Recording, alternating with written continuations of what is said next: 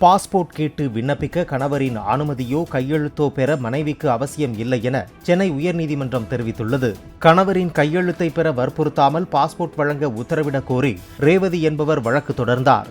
அதன் விசாரணையின் போது திருமணம் ஆகிவிட்டால் பெண் தனது அடையாளத்தை இழந்து விடுவதில்லை என குறிப்பிட்ட நீதிமன்றம் கணவனின் கையெழுத்து பெற வேண்டும் என்ற நடைமுறை ஆணாதிக்கத்தை காட்டுவதாக தெரிவித்தது.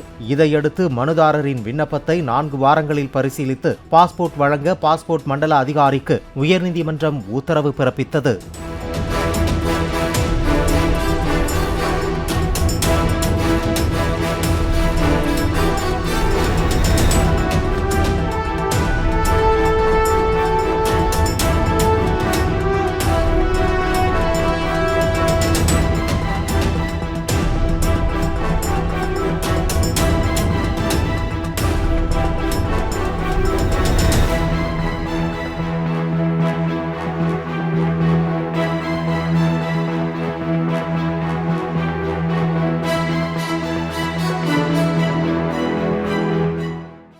பிளே ஸ்டோர் மற்றும் ஆப் ஸ்டோரில் இருந்து பாலிமர் செயலியை QR கோடு மூலம் பதிவிறக்கம் செய்யுங்கள்.